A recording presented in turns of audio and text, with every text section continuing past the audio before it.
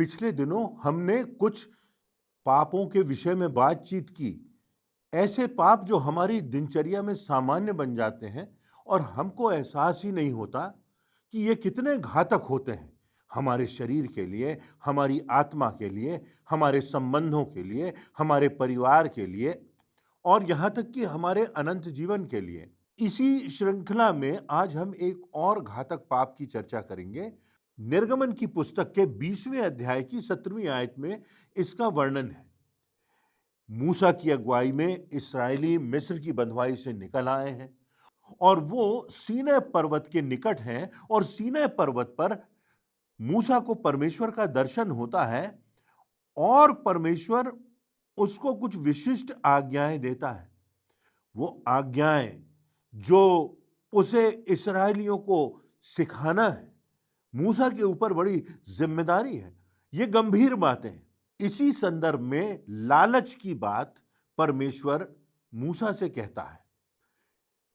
परमेश्वर कहता है कि तू किसी के घर का लालच ना करना, तू किसी पराई स्त्री का लालच ना करना, तू किसी की संपत्ति का, किसी के दास दासी का और किसी दूसरे की वस्तु जो तेरी नहीं है उसका लालच ना करना। और ये बातें तू इस्राएलियों की, जो मेरी प्रजा के, मेरे चुने हुए विशिष्ट लोग हैं, उनको सिखाना। लालच हमारे जीवन में बहुत आसानी से आ जाती है। इस संसार से गुजरते हुए लालच में पड़ जाना बड़ी सामान्य सी बात होती है।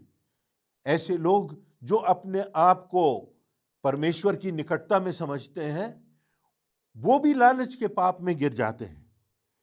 और जो लालच के विपरीत जो बात सिखाई गई है, जिसमें हमें आगे बढ़ना है, वो पहला तीमुथियुस उसका 6वां अध्याय और उसकी 6वीं आयत में, जहां पर पौलुस प्रेरित पत्र लिख रहा है अपने आत्मिक पुत्र को, और वो कहता है, पर संतोष सहित भक्ति बड़ी कमाई है, क्योंकि ना हम जगत में कुछ लाए हैं और ना ले जा सकते हैं।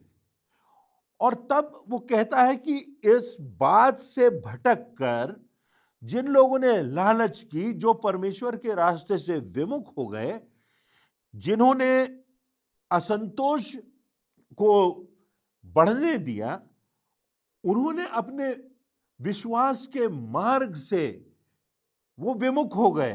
उन्होंने अपने रास्ते को छोड़ दिया, परमेश्वर के रास्ते को छोड़ दिया और अपनी आत्मा को, अपने जीवन को दुखों से छलनी बना लिया।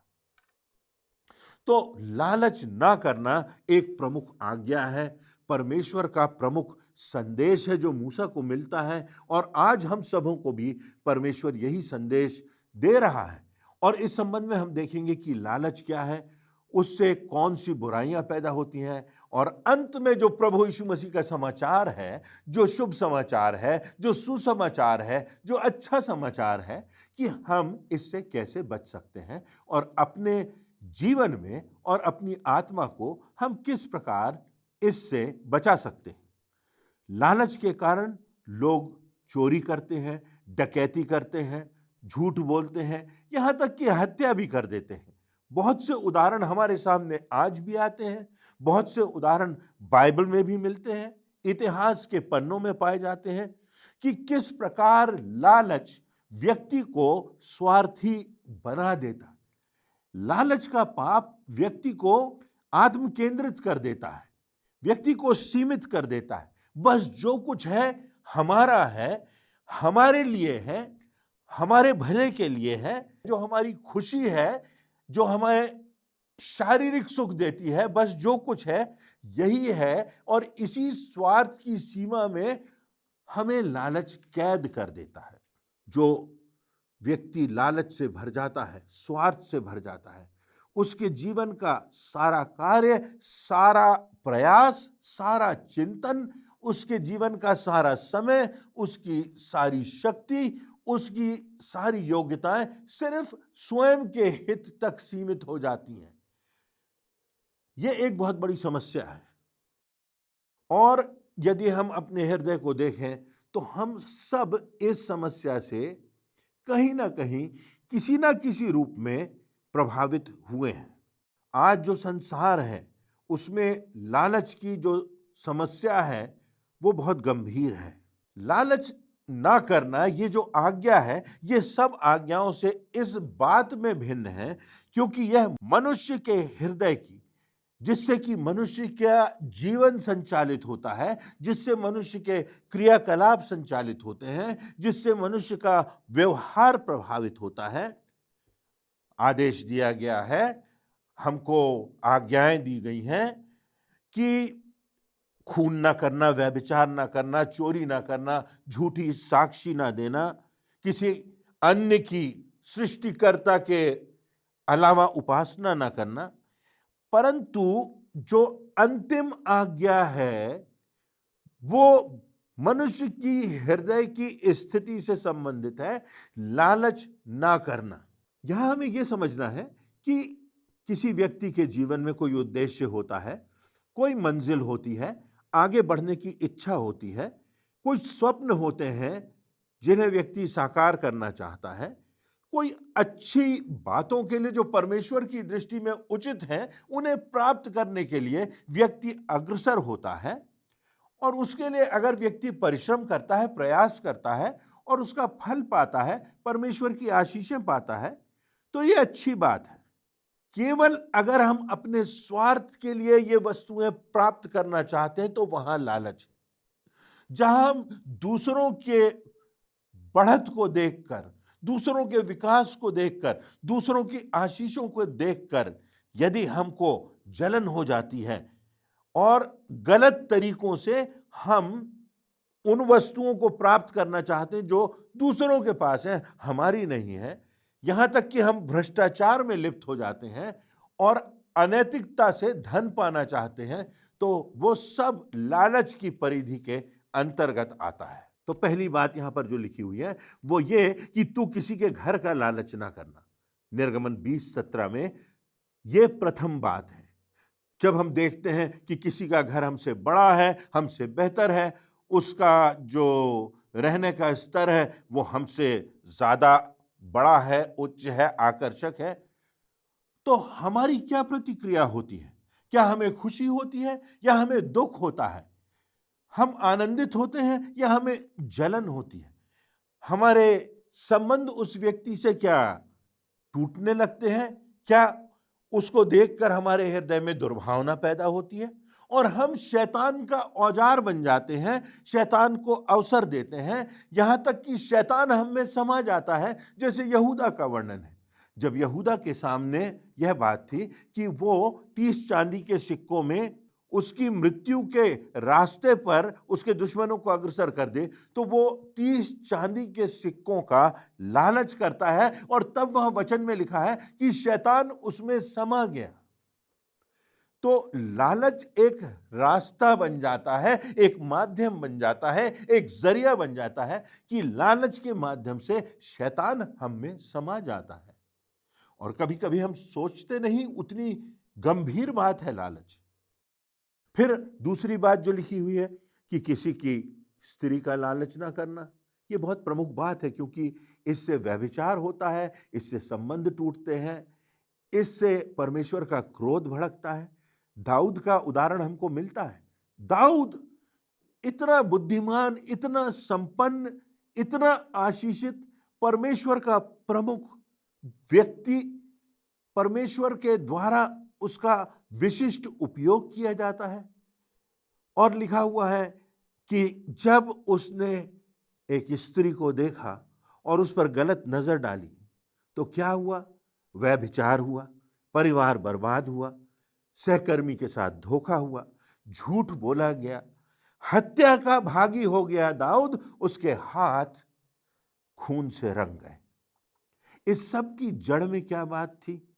दूसरे की स्त्री का लालच करना। संसार में हमें इस बात का ध्यान रखना है कि हमारी सीमाएं हैं, हमारे संबंध हैं और उनकी हमें रक्षा करना है। पति पत्नी का संबंध है, मित्रों से संबंध है, भाई बहनों से संबंध है, और इन संबंधों के लिए वचन में सीमाएं दी गई हैं और हमें उन सीमाओं का उल्लंघन नहीं करना है। और इसीलिए लिखा है परमेश्वर जानता था कि ये मनुष्य की कमजोरी है। लिखा है कि किसी की स्त्री का लालच ना करना। एक और बात लिखी है, तीसरी बात, कि किसी के दास दासी का, किसी के अधिकार क्षेत्र का, किसी के पास जो संपत्ति है, यहां जानवरों का वर्णन है, उनका लालच ना करना। उनके पास अगर मुझसे बेहतर है, अगर ज्यादा बड़ा अधिकार है, अगर वो मुझसे बड़े ओहदे पर हैं, उनके पास ज्यादा संपत्ति है, उनके पास ज्यादा जमीन और जायदाद है, तो हमको उन वस्तुओं का लालच नहीं करना है। किसी के घर में हमसे बड़ा टीवी लगा है, बेहतर सुविधाएं हैं, सब प्रकार के आजकल जो मीडिया की बातें हो गई हैं, इंटरनेट की बातें हो गई हैं, उनसे बहुत सी नई नई वस्तुएं आती जा रही हैं। आश्चर्यजनक तरीके से संसार बदल रहा है, और कुछ के पास है, कुछ के पास कुछ कम है, और कुछ के पास नहीं है। किसी के पास बेहतर लैपटॉप है, किसी के पास बेहतर संचार के साधन है। तो इन वस्तुओं का, किसी के अधिकार क्षेत्र का, किसी की संपत्ति का, किसी की स्त्री का, किसी के घर का, किसी की धन दौलत का लालच हमको नहीं करना है, क्योंकि यह घृणित पाप है और इसके द्वारा शैतान हम में समा जाता है। अब प्रश्न उठता है कि लालच क्यों पैदा होती है हमारे दिलों में, कैसे पैदा होती है? एक सीधी सादी बात है कि हम शारीरिक हैं, और कई बार हमारी जो भावनाएं हैं वो हमारी आत्मिकता पर हावी हो जाती हैं। हमारे जो कन्विक्शंस हैं उनके ऊपर हमारी लालसाएं जो हैं वो हावी हो जाती हैं, और जो बढ़ता हुआ संसार है, हमें लगता है कि हमको ये प्राप्त करना है, कैसे भी प्राप्त करना है, कोई भी समझौता करना पड़े, कितना भी घूस लेना पड़े, कितना भी गलत काम करना पड़े। तो हमको ध्यान रखना है कि किसी दूसरे के पास अगर हमसे कुछ बेहतर है तो हमें लालच नहीं करना है, क्योंकि हम इस संसार में रहते हैं, हम सांसारिकता से प्रभावित हैं, हम शारीरिक हैं, हमारे पास लालसाएं हैं, भावनाएं हैं, और इसलिए ये लालच हम में समा सकता है। दूसरी बात, लालच इसलिए भी हमारे जीवन में आ जाती है क्योंकि संसार का मापदंड भिन्न है। परमेश्वर का मापदंड और संसार का मापदंड भिन्न है।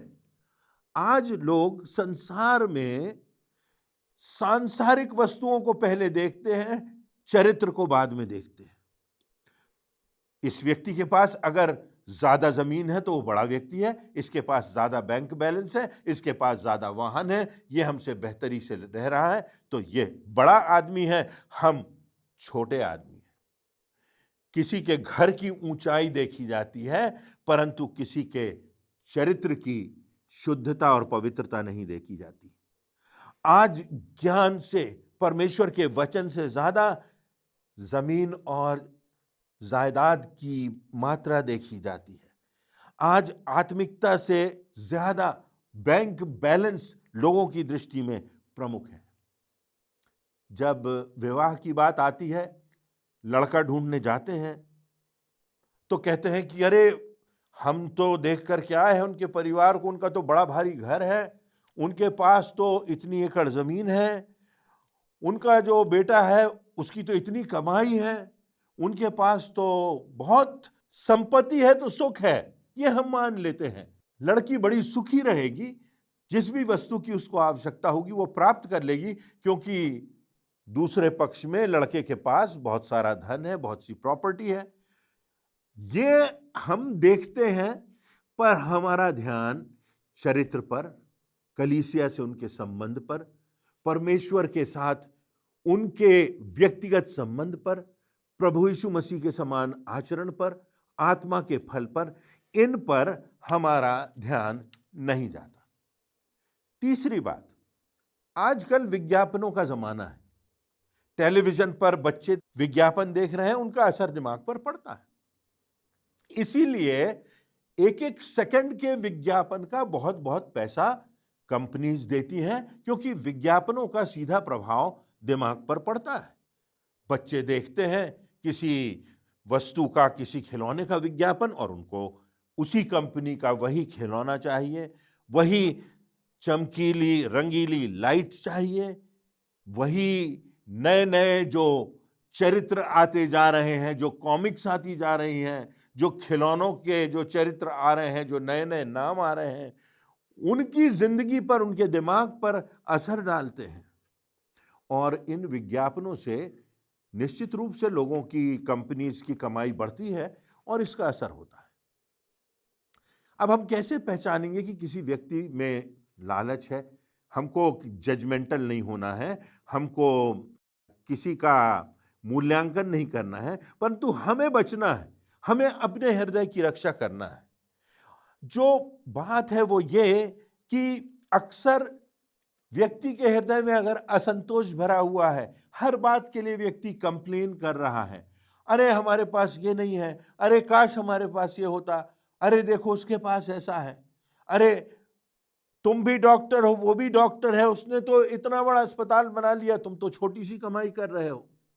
अगर तुम भी इस प्रकार से रास्ते पर चले जाओ, तुम भी परमेश्वर के वचनों को छोड़कर गलत काम करने लगो, अनैतिकता में पड़ जाओ, गर्भपात जैसी बातों में उन बातों को बढ़ावा देने लगो और इस प्रकार परमेश्वर के मूल्यों को छोड़ दो। किसी भी प्रकार से धन कमाना है, उद्देश्य धन कमाना है।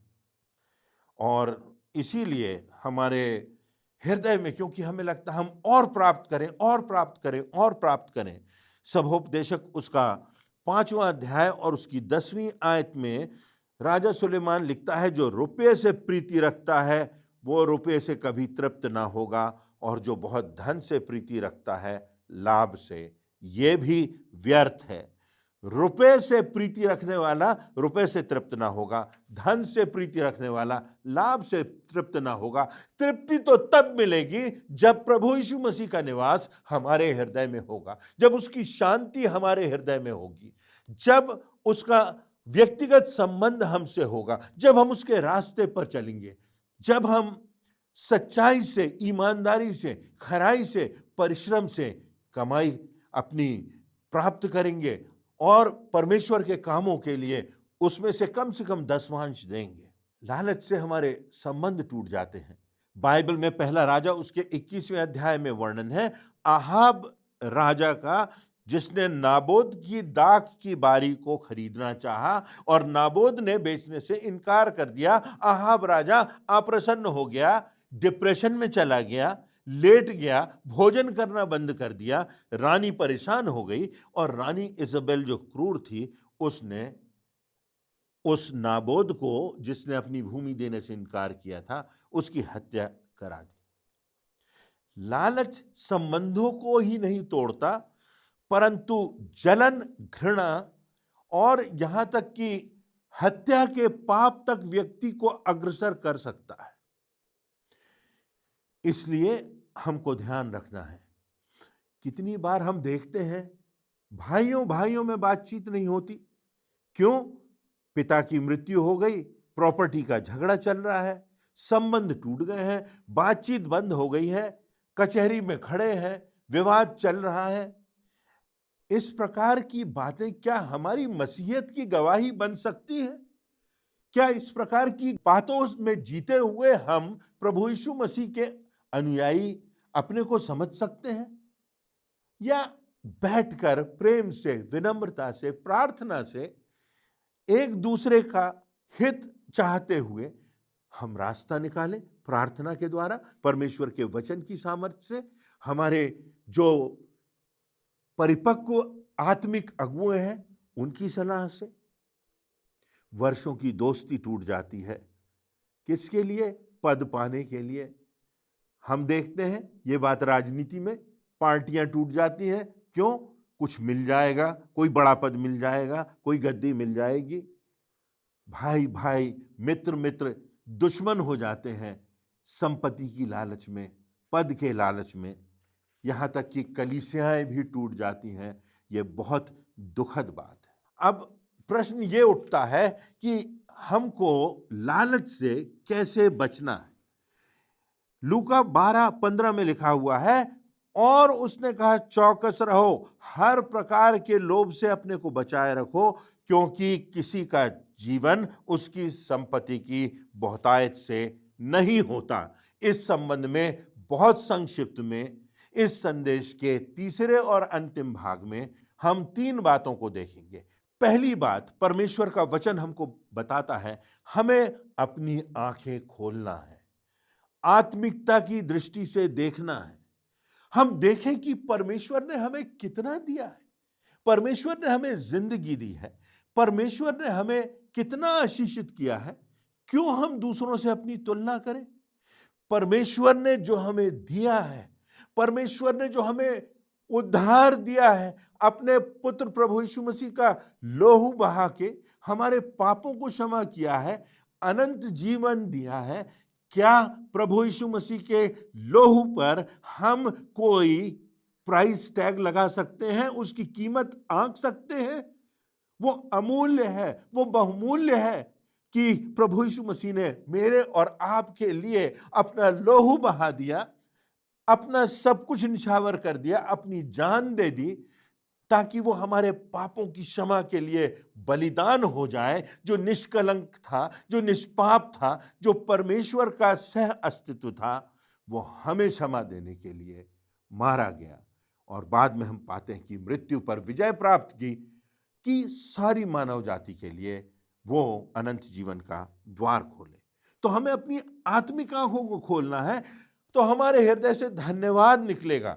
वचन में लिखा हुआ है प्रार्थना में लगे रहो, हर बात में धन्यवाद करो।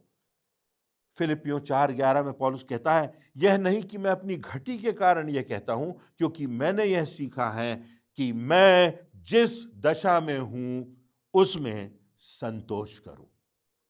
और इब्रानियों 13:5 में लिखा हुआ है, तुम्हारा स्वभाव लोभ रहित हो और जो तुम्हारे पास है उसमें संतोष किया करो। यह परमेश्वर का वचन है। तो हमें अपनी आंखें खोलना है और देखना है कि परमेश्वर ने हमको कितनी आशीषें दी हैं, कितनी कठिनाइयों से निकाला है, कितना कुछ हमारे पास है। यह जिंदगी कितनी अनमोल है। कोई एक पल की कीमत रुपयों से अदा कर सकता है? परमेश्वर ने हमको जिंदगी दी है। परमेश्वर का धन्यवाद करना है, उसका गुणानुवाद करना है, उसकी प्रशंसा करना है, उसको सारी महिमा देना है और आत्मिक आनंद और उन्माद में भरे रहना। दूसरी बात, ना सिर्फ अपनी आंखों को खोलना है परंतु अपने हाथों को खोलना है।